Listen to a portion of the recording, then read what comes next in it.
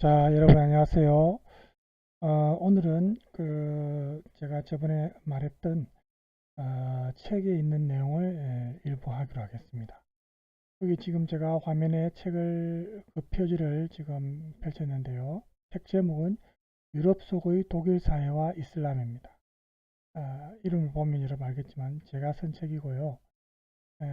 이거는 이제 전문 학술서입니다. 그래서 일반 교양 서적은 아니고 논문 형식으로 그렇게 되어 있습니다. 그래서 우리가 이 책은 일부만 우리 이제 다문화와 관련된 내용 일부만 이제 할 예정입니다. 그래서 여러분 뭐 참조차 제가 목차를 소개해 주면 이런 식으로 이제 뭐 유럽의 정교 분리와 이슬람사의 샤리아. 그러니까 유럽은 여러분 알다시피 정치와 종교가 분리된 엄격하게 분리된 사회죠. 그래서 이슬람 사회는 반면에 어, 종교가 아주 큰 비중을 차지하는 어? 그런 사회입니다. 여기 이제 조금 이런 문화적 차이 때문에 사실은 유럽에 많은 이슬람계 이민자들이 있지만 어, 유럽 문화에 동화되는 게 쉽지 않죠. 그 다음에 이제 세속적 법치 국가 독일과 독일 내의 종교적 이슬람 사회. 같은 맥락인데 여기서는 유럽이고 여기서는 이제 유럽의 한 국가인 독일의 사례에서 이제 살펴보는 거고요. 그 다음에 이슬람에 대한 독일 미디어의 보도 방식. 그러니까 이건 이제 제가 독일 미디어를 했지만 사실은 유럽 전체에 해당됩니다. 서구 사회에서 이 이슬람이라는 그 문화에 대해서 이제 서구 사회가 아무래도 기독교 문화가 좀 더 비중이 높으니까 이 두 종교가 서로 적대적인 관계 아닙니까? 유일신을 믿는 종교가 전 세계에서 딱 두 개 있죠. 기독교와 이슬람교죠. 뭐 불교든 뭐 힌두교든 뭐 유일신을 믿지는 않죠. 그래서 이 두 종교가 좀 굉장히 어떻게 보면 좀 극단적이고 해서 예전부터 종교 전쟁이라든지 이제 원인이 되었던 그런 지역들입니다. 그리고 뭐 목차 1을 보면은 또 독일사에서 이슬람은 통합의 방해 요인인가? 네? 그 다음에 독일사의 이슬람 비판의 양면성, 동진의 양면성이라죠. 아, 긍정적인 면도 있고 부정적인 면이 있겠지만 이 양면성에 대해서 알아볼 것이고 그 다음에 이슬람계 이주민들의 혼종적 정체성. 이거는 이제 독일이든 유럽 뭐 다른 국가든 영국이든 프랑스든 다 해당되지만 특히 독일에 이제 이슬람계 이주민들이 많은데 지금 보면은 이제 이주민 2세대, 3세대까지 지금 태어나서 살고 있습니다. 이주민 1세대는 유럽 문화, 예를 들면 독일 문화에 적응하기 굉장히 힘들었고 그 가장 큰 원인이 언어적인 문제, 독일어를 잘 구사를 못한 거죠. 그런데 이제 독일에서 태어나서 자란 2세대, 3세대는 독일어를 잘 합니다. 왜? 어릴 때부터 독일 학교 다니면서 독일을 배우기 때문에. 독일어도 잘 하고, 또 같은 학교에서 이제 배우고 하니까, 뭐, 대학도 졸업하고, 서로 비슷한 조건인데도 뭐 취업이나 이런 데서 좀 불이익을 좀 받죠. 프랑스도 그렇고, 독일도 그렇고, 뭐, 그게 어떻게 불이익이 없겠습니까? 물론 독일 같은 경우에 그래도 공평하게 진행하는 국가 중에 하나지만, 그래도 불이익이 있습니다. 그렇지만 이 이슬람계 이주민들 중에 이제 혼종적 정체성이라는 말은 원래 자기 부모의 고향은 이 중앙아시아 이슬람 쪽이지만 유럽에서 태어났잖아요. 그죠? 그러니까 이 유럽과 중앙아시아 사이에 양다리를 걸치고 있는 어떻게 보면 정체성이 좀 혼란스러울 수 있죠. 2세대, 3세대 이렇게 넘어가면 외모는 이 중동 쪽 사람인데 실제 사용하는 언어라든지 사고방식은 이제 유럽 문화, 독일 문화 이렇게 익숙해져 있는 그런 상태 아닙니까? 이 혼종적 정체성을 가진 이 2세대, 3세대들이 물론 딜레마도 있지만 또 이 세대들이 갖고 있는 어떤 가능성이나 긍정적인 면도 많습니다. 이 두 대륙 사이에 어떤 가교 역할을 할 수 있는, 그죠? 특히 요즘 같이 이제 지구촌 사회, 글로벌 사회에서는 두 개의 언어를 사용하면서 두 개의 문화를 경험한 사람들이 잘 활용하면은 오히려 자기가 두각을 나타낼 수 있는 기회도 가질 수 있고 그렇습니다. 이런 내용을 다루었고요.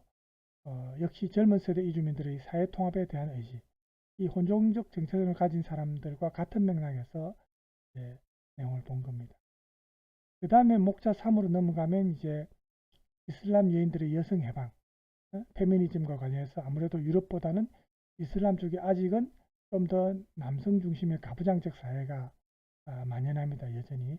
물론 요즘에 많이 이제 예전보다는 많이 개선이 됐지만 그럼에도 불구하고 아직까지 여성들이 좀 억압받고 구속받는 그런 국가들이 많은데, 이 이슬람 여인들의 여성 해방에 대한 내용, 그 다음에 이제 유럽에서 이슬람 이주민들이 많이 들어오다 보니까 또 이슬람교로 개종한 유럽인들도 많습니다. 또 이런 사람들이 어떤 역할을 하는지, 그 다음에 독일 대학에서 이슬람학을 연구하는 이제 과나 학문이 생깁니다. 왜냐하면 독일 대학에서 뭐 기독교든 뭐 유대교든 다른 종교에 대해서도 종교의 자유가 허용되니까 이런 종교들에 대해서 연구나 이런 수업들이 있거든요. 그래서 이제 형평성 문제에서 이슬람만 배제하면 이것도 문제니까 독일 대학들이 이슬람과 관련해서 어떤 연구를 하고 있고 지금 상황이 어떻는지 이런 내용도 다뤄봤습니다. 그래서 이 책 내용을 우리가 수업 시간에 다 다룰 수는 없고, 제가 지금 계획으로는 아무래도 이슬람 이주민들의 혼종적 정체성, 이 2세대와 3세대의 역할이 중요하죠. 우리나라도 지금 다문화 사회에서 지금 우리나라에서 결혼해서 이제 자녀를 낳고 그 자녀들이 벌써 초등학교, 중학교, 고등학교도 졸업하고 이런 경우가 지금 속속 생겨나고 있습니다. 그럼 이게 2세대 아닙니까 지금? 그죠? 이 사람들이 또 결혼해서 애를 낳으면 3세대가 되는 거고.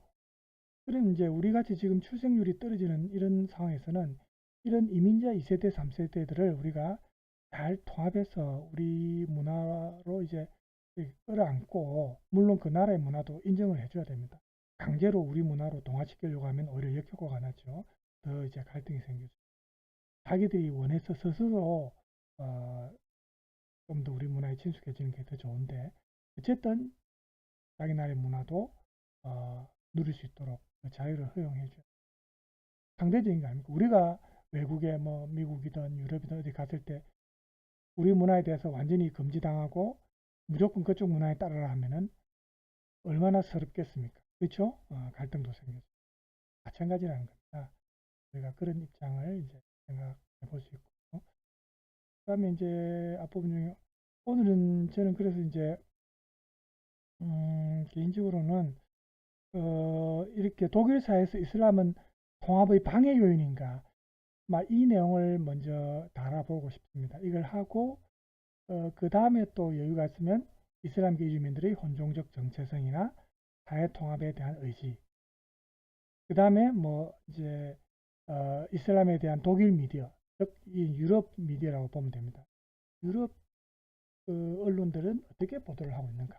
언론의 역할이 굉장히 크지 않습니까? 사람들이 주로 언론을 통해서 다른 나라의 문화나 다른 나라에 대한 이미지를 갖게 되니까, 그래서 이제 이런 내용을 다뤄볼 예정입니다. 일단 오늘은 방금 말했다시피 독일사에서 이슬람은 통합의 방해 요인인가? 이제 독일이라고 했지만 사실은 유럽, 프랑스나 영국이 다 해당이 되겠죠. 프랑스는 사실은 여러분 소요 사태에서 나타난 그런 사건들을 통해서 알 수 있겠지만 굉장히 지금 갈등이 심한 편이고요. 그나마 독일이 이민자들이 많은 국가 중에서는 제일 그래도 갈등이 적은 편입니다. 자, 그래서 우선 책을 보기 전에 관련해서 제가 준비한 자료를 한번 같이 보도록 하겠습니다. 한국언론진흥재단이 공동으로 진행한 외국인 이민자 팩트체크 연속 기획입니다. 외국인 이주자들이 우리 사회에 기여하는 것보다 더 많은 복지 혜택을 받는다고 생각하는 사람들이 있습니다. 이게 사실일까요? 유럽 최다 난민 수용국인 독일은 전체 인구의 5분의 1이 해외 이민자 출신인데 왜 이렇게 이민자를 적극적으로 받아들이는지 알아봤습니다. 정인곤 기자입니다. 독일에 사는 시리아 출신 파라 씨 가족이 다 같이 마트에 들러 장을 봅니다. 엄마가 갖가지 시리아 식자재를 담는 사이 아이들은 냉장고 앞에서 음료수를 고릅니다. Heute also habe ich einfach viel für die Kinder gekauft und Saft auch und ein bisschen Süßigkeit. 집에 돌아와 저녁 준비에 나서자 금세 맛있는 냄새가 퍼지기 시작합니다. 단란한 네 식구의 모습이지만 이렇게 되기까지는 순탄치 않았습니다. 파라 씨는 시리아에서 전쟁을 피해 터키 등을 떠돌다 8년 전 독일에 자리를 잡았습니다. 독일어와 직업 교육을 받았고 재작년부터 독일 국민연금공단에서 근무하고 있습니다. Uns einfach die Chance geben, dass wir einfach hier wohnen. Andere Länder andere Länder haben diese Möglichkeit nicht zu uns gebeten. 독일에서 두 아이의 엄마가 된 아내 바난타 씨. 아이가 생기며 각각 3년과 2년간 육아휴직을 했지만 이제는 다시 일터로 나갈 준비를 하고 있습니다. Gut, wenn ich nur zu Hause sitzen. Ich möchte etwas machen, etwas studieren. 독일이 이민자들에게 언어 교육부터 직업 교육, 일자리까지 제공하는 이유는 무엇일까? 무엇보다 독일의 젊은 층 인구가 계속 줄고 있기 때문입니다. 지난 1983년 16.7%였던 독일의 청년층 인구 비율은 지난해 전체의 10%까지 떨어졌습니다. 청년층 인구 감소는 결국 노동 인구 감소로 이어지는데 독일을 찾아온 이민자들이 이 자리를 채우고 있습니다. 이 내용이 지금 우리하고도 지금 연관이 있습니다. 그렇죠? 우리가 지금 출생률이 지금 세계에서 어느새 가장 낮은 국가가 되어버렸어요. 아주 심각한 문제인데, 이제 지금 아이를 갑자기 많이 낳는다 하더라도 이 문제가 금방 해결될 수 없습니다. 물론 또 많이 낳지도 않겠지만 현재 상황에서는 그렇죠. 그래서 저도 다자녀 가정이고 애들이 3명이나 되지만 그 3명을 키우기까지의 어떤 교육비라든지 여러 가지 어떤 스트레스나 키우는 과정에서의 어떤 심적 어떤 고통, 항상 또 걱정해야 되고 애들을 키우면서 그죠? 그런 여러 가지 요인들을 생각할 때 이제는 젊은 층이 결혼도 잘 안 하지만 하더라도 애들을 또 잘 낳지도 않습니다. 출생률이 계속 떨어지고 있습니다. 그래서 결국은 사회 전반적으로 인구가 줄어들고 젊은 층이 없어지면 이렇게 경제라든지 학교도 마찬가지고 모든 분야에서 다 타격을 받게 돼 있습니다. 그래서 이런 빈 공간을 이 이민자들이 메워줄 수 있다는 겁니다. 이게 이민자들이 무조건 부정적인 요인만 이 나라에 와서 돈만 벌어서 송금해 간다 이렇게 생각하면은 사실은 곤란하죠. 그래서 우리가 조금 더 넓은 시각에서 보면은 이런 장점도 있다는 겁니다. 젊은 이민자들의 영향으로 하락하던 출산율도 1.57명까지 회복했습니다. 어느덧 독일 국민 5명 중 1명은 이민자 출신입니다. Kann harte Fakten nehmen und sagen, das sind Arbeitskräfte, das sind die bereichern die Wirtschaft, sie machen Unternehmen auf. 결국 독일에서 이민자들은 복지 혜택만 누리는 것이 아니라 경제를 지탱하는 하나의 주춧돌이 되었습니다. 새로운 언어와 문화를 배우는 것도 중요하지만 이들을 인정하고 포용해주는 지역사회의 역할이 지금의 독일을 만드는 구심점이 되고 있었습니다. 독일 베를린에서 MBC 뉴스 정희곤입니다. 그래서 우리가 하나 더 볼까요? 이것도 이제 신이민자 정책을 펼쳐가는 독일, 그러니까 3분짜리라서 하나 더 볼까요? 울산 MBC와 한국언론진흥재단이 공동으로 진행한 외국 연속 기획입니다. 들이 우리 사회에 기여하는 것보다 더 많은 복지 혜택을 받는다고 생각하는 사람들이 있습니다. 독일은 전체 인구의 5분의 1이 비슷한 내용 같지요? 그래서 이거는 제가 제목이 달라서 몰랐는데 비슷한 내용이네요. 자, 일단 이 정도 하고요. 우리가 이제 그 책으로 잠깐 이제 다시 들어가겠습니다. 그래서 우리 책 제가 이제 이 책은 스캔본을 못한 이유가 물론 제가 쓴 책이지만 그 출판사와 그 계약을 맺어서 이거를 스캔번호를 학생들한테 나눠주고 해가지고 이제 계약이 위반되고 해서 그렇게 할 수 없답니다. 그래서 제가 아마 수업 때 이렇게 화면으로는 띄우겠지만 여러분한테 스캔본은 아마 이 책은 올리지 못하는 걸 양해 바랍니다. 개인적으로 이제 구입하시고 싶으신 분들은 아까 그 책 제목하고 제가 보겠죠. 여기 이제 유럽 속의 독일사와 이슬람 해가 부산대학교 출판문화원에서 발행했습니다. 2017년에 나온 책입니다. 인터넷으로 구입하든지 그렇게 하시면 되겠습니다. 자, 그래서 이제 아까 이제 독일에서 지금 이민자들이 긍정적인 요인이 많고 이제 그렇게 사람들이 지금 보고 있지만 그런 시각이 금방 이루어진 건 아닙니다. 사실은 독일에서도 처음에 이슬람계 이주민들과 관련해서 부정적인 시각이 굉장히 많았습니다. 그래서 그런 부정적인 시각이 지금은 이제 많이 바뀌었지만 그래도 우리도 지금 이민자들에 대해서 부정적인 시각이 좀 많지 않습니까? 예를 들어서 육체 노동자 같은 경우에 예전에 우리가 하던 그런 일을 하루 뭐 노동 이런 할 수 있는 일들을 외국인 노동자들이 이제 대체해버리고 우리가 이제 일자리가 없어진다 이러지만 사실은 우리가 좀 더 솔직하게 말하면 3D 업종, 젊은층이나 많은 사람들이 기피하는 업종의 일을 지금 외국인 노동자들이 대신하고 있거든요. 그런 점도 사실은 우리가 생각을 해봐야 돼요. 그래서 과거에 이제 독일이 이슬람에 대해서 이제 부정적인 시각이 있을 때 이런 문제가 어땠는지 한번 알아봅시다. 그래서 이렇게 이슬람 이주민 사회가 아까 우리가 그 동영상에서 봤을 때는 인구의 한 5분의 1까지 지금 육박해 있는데 그전에는 5분의 1까지는 안 되고 한 10분의 1이라든지 이렇게 10분의 1도 사실은 큰 겁니다. 그렇죠? 이렇게 이제 비중을 차지할 때 이제 이 이민자 수가 많다 보니까 독일 사회의 일부다. 그래서 결국은 독일에 속한다. 이렇게도 이제 우리가 생각해야 되지 않는가.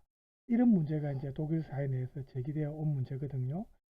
그래서 이게 한동안 계속 논쟁이고 사실 지금도 뭐 논쟁이 전혀 없는 건 아닙니다. 아직도 어느 정도 논쟁 중인 문제인데 독일 사회라는 이런 정체성에 대한 문제, 독일 민족이나 이제 순수 독일 민족이라는 어떤 정체성의 문제하고 또 무슬림 그 이민자 사회, 이 다문화 사회와의 어떤 그 사회 간의 독일 다수 사회하고 이 이민자 소수 사회 간의 어떤 통합과 관련해서 논쟁이 계속 있을 수밖에 없죠.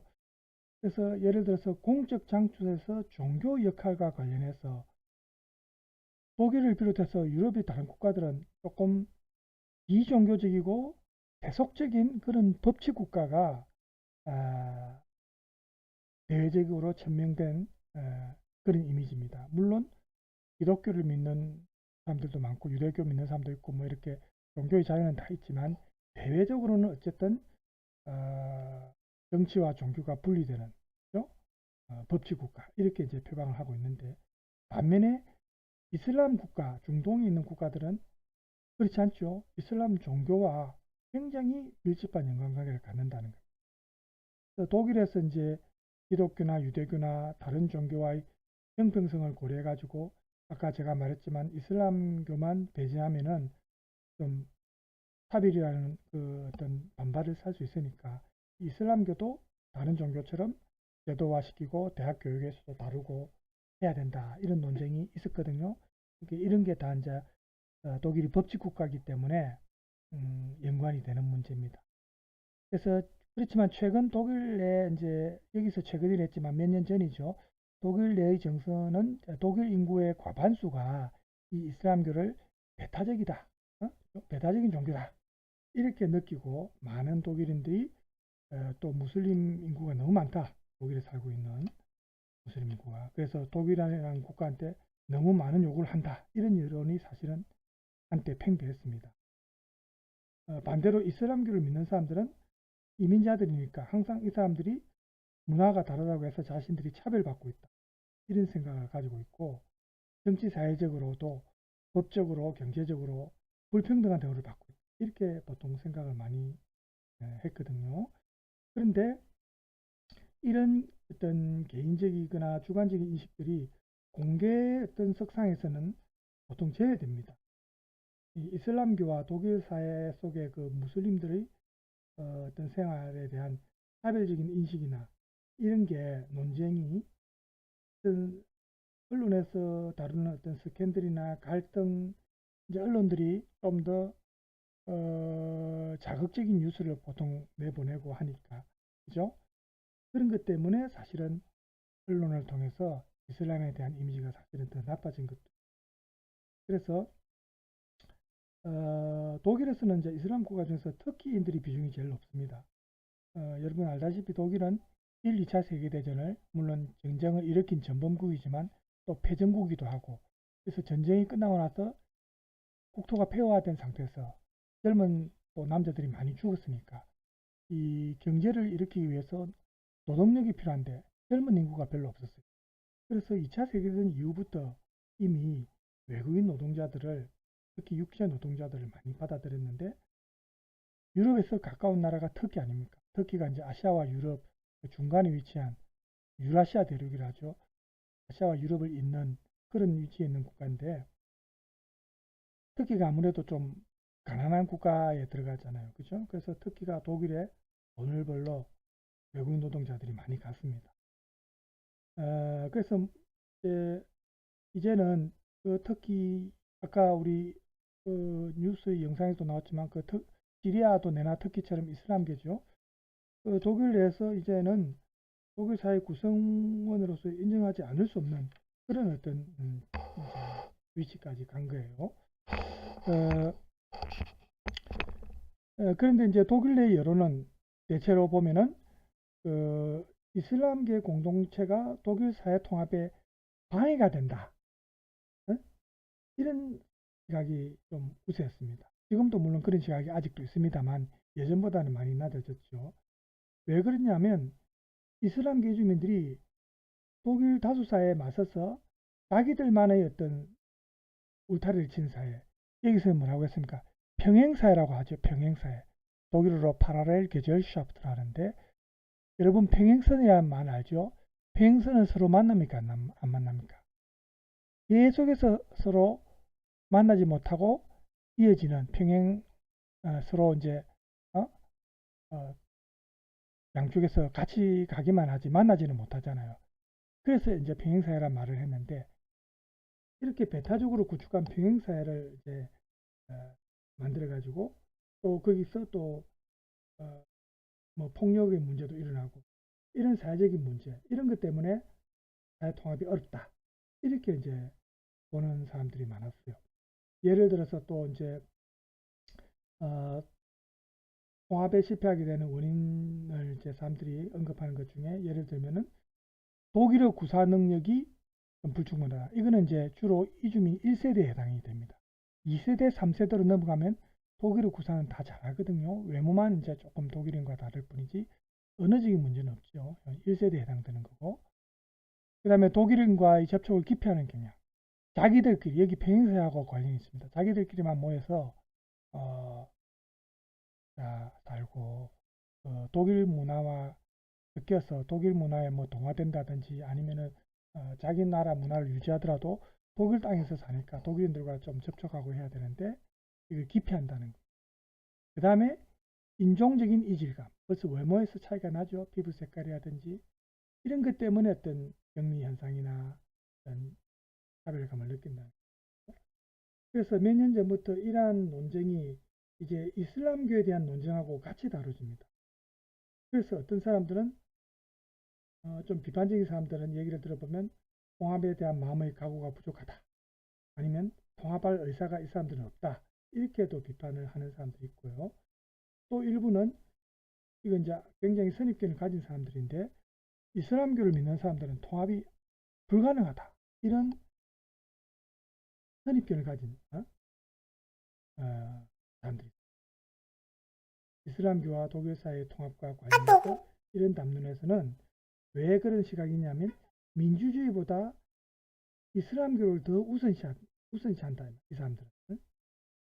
이 이슬람교를 너무 우선시하고 모든 걸 종교의 토대로 둬서 이 무슬림들이 보니까 생활 방식이라든지 모든 게 이 종교의 토대를 두고 있다. 그러니까 이 독일뿐만 아니고 다른 유럽 국가들과 통합 문제에 있어서 가장 걸림돌이 된다. 이렇게 이제 생각하는 겁니다. 특히 이제 눈에 띄는 것은 독일 사회가 무슬림 이민자들에게서 나타나는 이 사회적 문제들을 무엇보다도 자신들의 어떤 자신들이 아니고 이슬람계 이주민들이죠. 이민자들의 어떤 출신이나 인종적으로 유래하는 어떤 출신이나 원래 국가 종교라 이런 것과 이제 관련이 있다고 보는 거죠.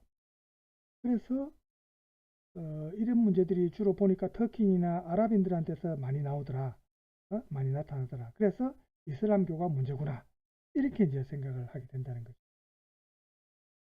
그래서 이 이슬람교를 결국 우리가 이제 생각하지 않을 수 없는데 이슬람교와 관련해서 가장 많이 언급되는 게 샤리아입니다. 이 샤리아는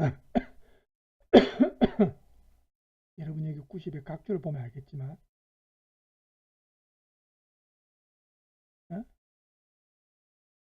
이슬람계 율법이나 규범체계라고도 볼 수 있고 이슬람의 기본법인데 이슬람 공동체의 헌법이라고도 할 수 있습니다.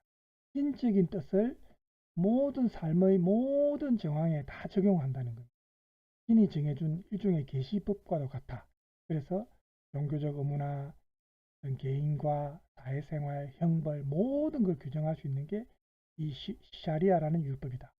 그래서 세속적인 법을 초월하는 그런 어떤 사회적 규범의 역할을 하는 그래서 알라 신과 그 예언자들에 의해서 기초된 이 샤리아가 모든 생활 질서에 대해서 다 규정할 수 있다. 이게 이제 굉장히 비중이 크죠. 그러다 보니까 종교와 생활이 일치된 게 이슬람의 특징입니다. 이게 본질적 특징이다. 이렇게 이제 보는 거죠.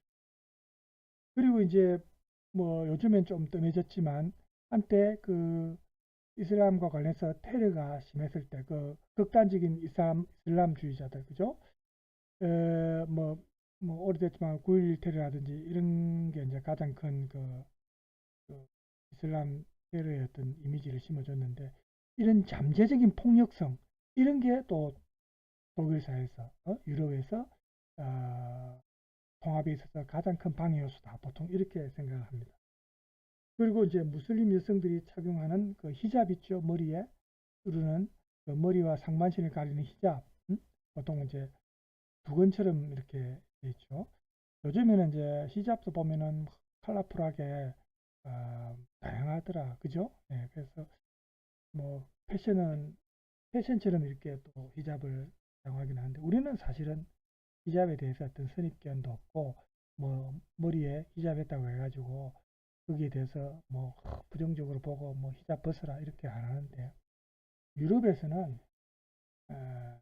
좀 그런 거에 대해서 굉장히 자기들이 너무 부정적으로 보고 그게 갈등 요인이 되었어요. 저는 그건 조금 유럽 쪽에서는 심했다고 생각합니다. 그런 우리로 치면 이제 한복 입는 거라든지 뭐 우리 문화의 일종이고 의복까지도 간섭한다는 건 좀 심하다고 저는 개인적으로는 저는 그렇게 생각해요. 물론 또 유럽 입장에서는 그런 게 하나하나 모여서 이슬람의 어떤 문화나 이슬람이 이제 지배 세력이 될까봐 이제 걱정하고 우려하는 그런 시각도 물론 작용했겠지만, 그죠? 그래서 이런 히잡 같은 게 통합에서 부정적 요소다. 이렇게 이제 독일 사회에서도 그런 담론이 이제 형성된 겁니다. 그래서 히잡을 착용한 여성들은 독일에서 살고 있지만 충분히 통합되지 않은 사람들이다. 이렇게 이제 생각을 보통 한다는 거죠.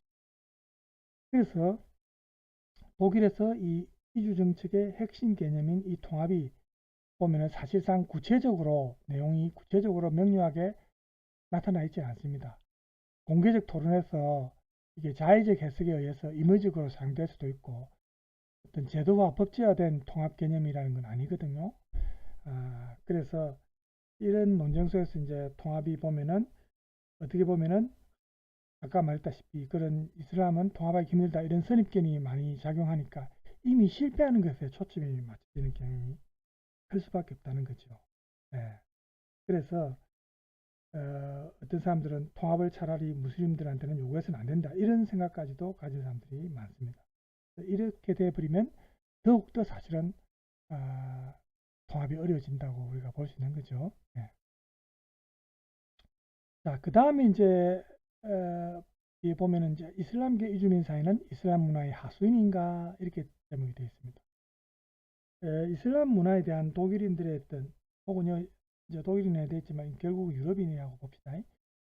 유럽인 중에서도 독일인들이 그나마 제일 통합에 대해서 좀 관대한 민족이거든요. 그래서 우리가 이제 아마 지금 독일 문화와 관련해서 다루고 있지만 유럽 전체라고 이제 생각을 하면 되겠습니다. 그래서 이슬람 문화에 대한 이 독일인들의 정체된 사고가 이슬람교나 또 사회 통합이나 이런 연관된 담론에서 이제 이런 사고가 토대를 이루는데, 이 독일인들한테, 즉 유럽인들에게 이 이슬람교라는 것은 결국 어떻게 보면 변화될 수 없는 코르셋처럼 무슬림들의 생활을 특징 짓는 어떤 확고한 문화다, 이렇게 보통 생각이 됩니다. 여긴답니다. 그래서 이슬람 문화는 시간과 장소의 영향을 받지 않는 통용성을 가집니다. 서구 문화의 가치에 정반대되는 신의 법칙인 샤리아를 지향한다. 그래서 이런 점들을 고려할 때 독일인들에게 이 무슬림이라는 것은 이슬람 체제의 문화적 꼭두각시로서 개인의 고유한 결정이 제한되어 있는 그런 이미지로 지금 비춰진다. 그 이슬람 믿는 사람들 보면 우리나라에서도 그런 걸 보는데, 이슬람 사원도 물론 있지만 없어도 자기가 어디에 있든 간에 특정한 시간이 되면 어떤 방향을 향해서 절을 하고, 좁은 공간에서도 그죠? 이렇게 무릎 꿇고 절을 하고 이래 하죠. 이런 게 이제 자기들의 어떤 종교적, 문화적 그 행동 중에 하나인데, 전 세계 어디를 가도 이제 무슬림들이 이런 행동을 하는 걸 볼 수 있습니다. 그런 걸 우리가 부정적으로 보지 않고 그냥 그 나라 문화라고 생각하고 놔두면 되죠. 사실은 큰 문제 될 건 없어요. 그걸 억누르고 하지 못하게 하고 이렇게 해서 갈등이 생기면서 사건 사고도 생기고 지금 그런 거 아닙니까? 그죠? 그래서 이런 이유 때문에 독일 사회가 이슬람 지역에서의 어떤 계몽이 부족한 대륙이 아닌가, 이슬람 쪽은 변화시킬 수 없는 그런 지역이다, 통합되기 힘든 민족들이다, 이렇게 이제 생각을 한다는 거죠. 그래서 이 이슬람교 이미지가 아까도 제가 얘기했지만 9.11 사태라든지 이런 급진적 이슬람주의가 출현함으로 인해서 더 부정적으로 이제 각인이 된 거죠. 그래서 대표적인 그 문화적 시각에서 이렇게 이분법으로 나누는 걸 보면은 여기 나와 있다시피 서구와 이슬람, 혹은 계몽과 후진. 여기서 이제 계몽은 서구 사회라는 말이고 후진은 이슬람을 말하겠죠. 이건 서구 사회 시각입니다. 사실은 예전에 이슬람에서 서구 사회에 전해준 그 문물들이 끼친 영향이 엄청나죠. 과거에 역사적으로 볼 때. 물론 현재 시각에서 보면 또 좀 상황이 역전됐지만은, 그죠? 그 다음에 민주주의와 비민주주의 이렇게 나누고, 현대와 비현대, 또 비종교적인 세속과 이슬람주의, 또 인간의 권리와 폭력, 이런 식으로 대립되는 구조로 이분화하고 있다. 사실 이런 담론에서 어떤 게 독일적인 것이고 유럽적인 것이고 서구적인 것인지 우리가 사실은 명확히 정의 내리는 것은 쉽지 않지만, 어떤 점이 통합된 무슬림과 통합되지 않은 무슬림인지 이런 게 이제 구분할 때 그 무슬림들에 대해서 외형상으로 문화적으로 경계를 구분하는 것은 쉽습니다. 예를 들어서 아까도 나왔지만 머리에 두르는 뭡니까? 갑자기 기억이 안 나죠. 머리에 두르는 터번 같은 거 있죠. 뭡니까? 히잡. 예, 히잡. 경직이 한번씩 떨어져요. 히잡하고 이런 해교 사원, 이런 게 가장 눈에 띄는 무슬림들을 구별하는 특징에 들어가는 거죠. 그래서 이제 문화를 이렇게 계급화해 가지고 서열화시키고 이렇게 하면 안 되는데, 그죠? 그래서 이렇게 해 가지고 이제 좀 폐쇄적인 체제로 이슬람 국가들을 그렇게 이제 본다는 거죠. 그래서 이제 이런 점들은 독일이나 뭐 유럽의 어떤 이 유럽 국가들의 어떤 세속적인 성향하고 또 이슬람 국가들의 어떤 종교적 성향하고 이렇게 서로 분리시켜 가지고 서로 대립되는 거로 이해를 하는 거죠. 그래서 신앙심이 깊은 이런 종교적인 성향하고 또 비종교적인 성향, 이걸 이제 서로 이분화시키는 거죠. 그래서 이런 점이 독일 사회에 거주하는 이민자들의 문화에도 적용이 되는 거죠. 그래서 사실은 우리가 지금 다문화 사회에 살고 있지만 이 문화라는 게 다른 문화 요소들을 서로 수용하고 상호 교차하고 중첩되기도 하고 이런 혼종성의 특징을 가진 역동적인 과정이 문화거든요. 예전처럼 딱 이렇게 배타적으로 자기 나라 문화만 유지하고 교류가 없었을 때는 그랬어요. 무슨 섬나라도 아니고 지금은 글로벌화된 지구촌 사회에서는 이게 힘들지요. 모든 게 뭐 하루만 해도 서로 다른 나라를 왔다 갔다 할 정도 그런 시스템에서 우리가 살고 있는데 문화 교류는 필연적인 겁니다. 그래서 생겨나는 혼종성도 결국은 예전과는 다른 우리가 시각에서 사실은 봐야 되는 거고. 자, 그래서 이제 아까 샤리아와 관련해서는 제가 뭐 말을 했는데 여기에서 이제 샤리아와 관련된 내용이 뒤에 쭉 나옵니다만 이제 무슬림들이 자기들이 거주하는 뭐 이민을 갔다든지 이렇게 살고 있는 비이슬람 사회에서 그 사회에서 벗어나는 모든 형태의 태도나 자신들의 모든 행동의 이유가 되는 그 어떤 규칙이나 율법, 이게 이제 샤리아라고 볼 수 있는데 이거를 이제 유럽에서는 굉장히 부정적으로 이제 본다는 게 문제죠. 물론 샤리아라는 게 뭐 갑자기 하늘에서 뚝 떨어져서 만들어진 법은 아닙니다. 결국 사람들이 만든 거죠. 샤리아도, 그죠? 그래서 밑에 나오지만은 이 샤리아는 코란과 예언자들의 전통인 하디스, 이 하디스는 이제 마호메트의 은행록이라고도 합니다. 이 하디스를 통해서 신에 의해서 계시된 명령 혹은 금지 이런 것들을 다 모아놓은, 어떻게 보면 기독교 국가에서는 성경이죠. 성경에 해당되는 겁니다. 그래서 이 샤리아와 관련해서 이슬람 법률가인 마티아스 로에라는 사람이 한 말을 우리가 한번 보면은 결국 샤리아는 것은 법전이 아닙니다. 규범이 어떻게 발견되고 해석될 수 있는가에 대한 내용이고 규범들을 발견하고 해석하는 일에 있어서 이 규범과 규정들이 복합적으로 이제 만들어진 체계인데 이 이슬람교의 법은 즉 인간적인 논리학에 근거하고 있다. 이 말은 신의 명령이라 할 수 있는 이 계율의 집행이 목표가 아니고 법전으로 만들어진 그런 법률도 아니라는 겁니다. 즉 이슬람교의 이 샤리아라는 법은 신의 법칙이 아니라 사실 종교적 근원으로부터 만들어진 파생된 인간이 만든 법입니다. 그래서 변화될 수 있는 거다. 이게 타당하다는 거죠. 그렇죠?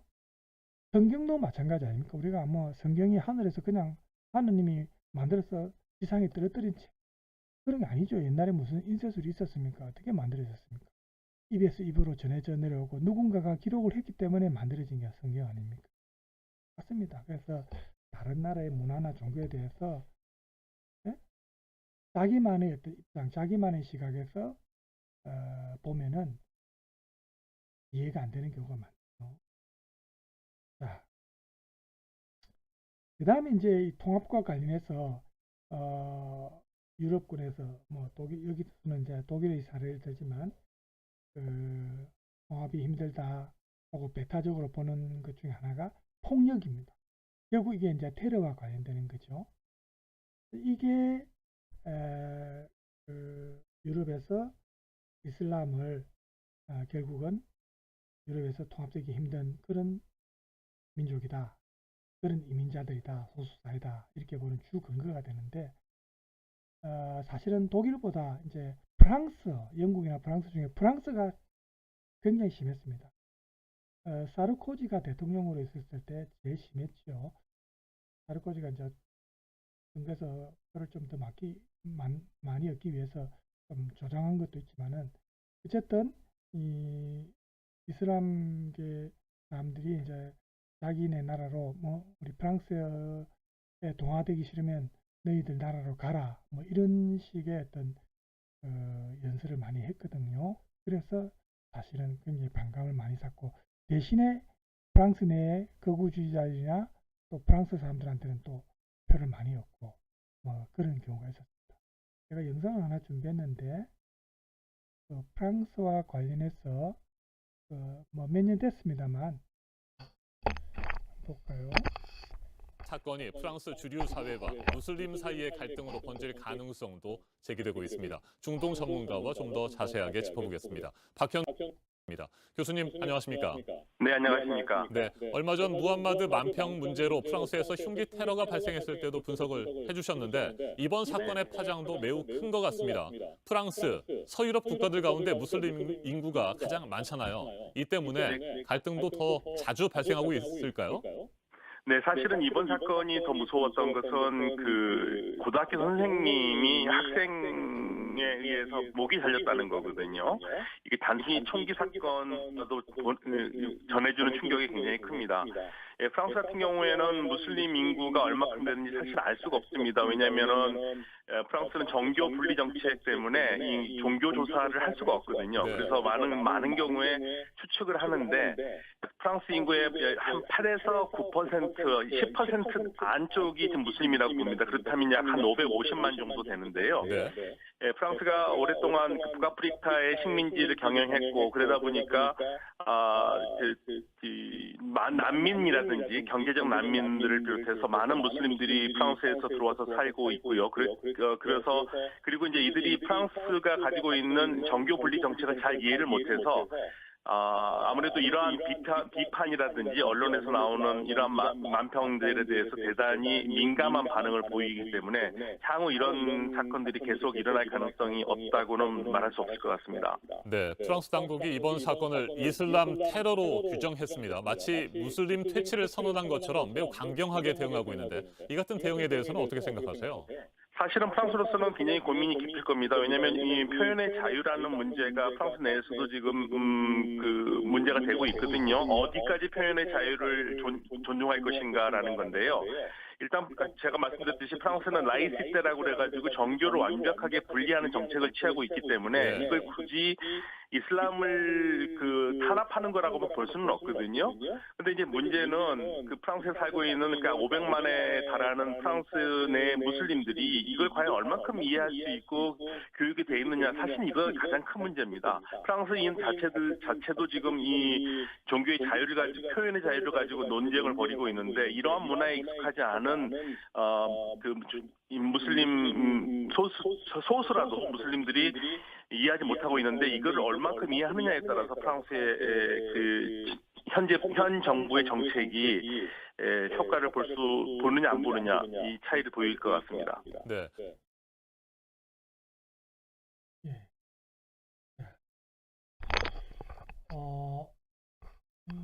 관련 뉴스가 하나 더 있는데 프랑스에서 한 중학교 교사가 이슬람 선지자 범인은 6살 때 프랑스로 이주한 무슬림 청년으로 프랑스에서 공교육을 받으면서 성장한 것으로 알려졌는데요.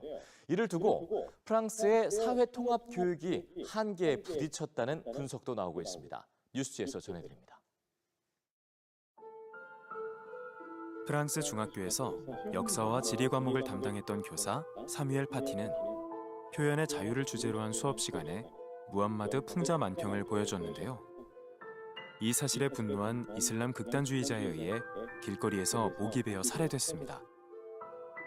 잔악한 범행에 프랑스는 물론 유럽 전체가 공포와 충격에 빠졌습니다. 범인은 18살의 압둘라크 안조로프인 것으로 밝혀졌습니다. 그는 모스크바 태생으로 6살 때 부모와 함께 프랑스로 건너왔습니다. 프랑스 공교육을 받으며 이민자들이 모여 사는 가난한 동네에서 성장했고 늘 혼자였다고 합니다. 이슬람 급진주의에 빠진 것은 올해 봄부터였다고 알려졌습니다. 그동안 프랑스는 이민자를 분리해 특별한 정책을 펴기보다는 적극적인 동화 정책을 통해 사회 통합을 추구해왔습니다. 특히 프랑스 공교육은 이민자 자녀가 사회와 문화에 동화되고 정치적으로 통합되도록 돕는 역할을 주도적으로 해왔습니다. 그러나 이제는 프랑스의 사회 통합 교육을 점검해야 한다는 목소리가 나오고 있습니다. 이민자들이 언어적, 문화적 정체성을 유지하고 이를 현지인들과 공유할 기회를 얻지 못한 채 사회에 흡수되도록 요구하는 형태는 큰 갈등을 가져올 수밖에 없다는 것입니다. 프랑스의 라이시테 정신도 무슬림과 충돌을 부르고 있습니다. 라이시테는 정교 분리의 원칙으로 자유, 평등, 박애와 함께 프랑스의 4대 정신으로 여깁니다. 프랑스의 학교 교육 헌장도 이 라이시테를 기본 바탕으로 하고 있습니다. 라이시테의 문화가 강한 프랑스에서는 종교를 풍자하는 행위도 표현의 자유로 인정합니다. 그러나 선지자 무함마드의 형체를 그리는 것조차 금기시하는 무슬림 입장에서 신성 모독은 자유의 영역에 속하지 않습니다. 현재 프랑스의 무슬림 인구는 전체 인구의 10% 정도를 차지합니다. 유럽연합 회원국들 가운데 무슬림 인구가 가장 많습니다. 그러나 프랑스 사회에 동화되지 못한 아이들은 프랑스에도 본국에도 속하지 못하게 됩니다. 프랑스 내 무슬림 인구가 점차 증가하고 있는 만큼 사회 통합 교육에 대한 고민이 커지고 있습니다. 그래서 지금 이런 걸 보면 이제 2세대, 3세대 중에 유럽 문화에도 속하지 못하고 또 원래 부모들의 고향인 아랍 문화에도 속하지 못하는 어느 쪽에도 속하지 못하는 이런 혼종적 정체성을 가진 사람들 중에 이걸 긍정적으로 발전시켜서 가교 역할을 하고 오히려 자기의 어떤 그 강점으로 부각시키면은 더 좋은데 그렇지 못하고 뭐 항상 다 사교적인 그런 성격을 가진 사람들은 아니잖아요. 혼자 외톨이처럼 이렇게 그죠? 어느 쪽에도 어울리지 못하는 이런 사람들 중에 나중에 보면 이런 대형 사고를 치는 사람들이 나와요. 그죠? 그래서 이런 게 이제 뭐 일반적인 현상은 아니지만 이런 사건이 한번 터질 때마다 전체 여론이 또 이슬람에 대해서 온 이민자들에 대해서 여론이 악화된다는 거예요. 아까 우리가 첫 번째 봤던 그 독일 같은 경우는 지금 그 이민자들을 독일에 기여하는 어떤 긍정적인 면을 부각시키고, 그죠? 그 긍정적으로 이제 생각하면서 국민들도 예전에 비해서 오히려 이민자들에 대해서 보는 시각이 훨씬 더 부드러워졌고 지금 많이 나아졌습니다만 프랑스는 아직 그 정도 단계까지는 아닌 것 같아요. 그렇죠? 물론 이민자라서 전부 이슬람계는 아닙니다. 동유럽도 있고 저 동남아시아나 아시아계도 있고 아프리카도 있고 여러 대륙이지만 그렇지만 그 소수 사회 중에서도 가장 비중이 높은 인구적으로 가장 비중이 높은 게 이제 이슬람 무슬림들이니까 이런 걸 우리가 그냥 지나칠 수는 없는 문제죠. 그래서 지금 이제 우리가 시간이 49분 한 50분이 다 됐기 때문에 일단 여기서 일단 수업을 끊고요. 다음 내용은 이제 다음 시간에 해야 될 것 같습니다. 그렇죠? 오늘 수업은 여기까지 하겠습니다. 자, 여러분 오늘 수고 많았습니다. 남은 시간 여러분 건강하게 보내시기 바랍니다. 감사합니다.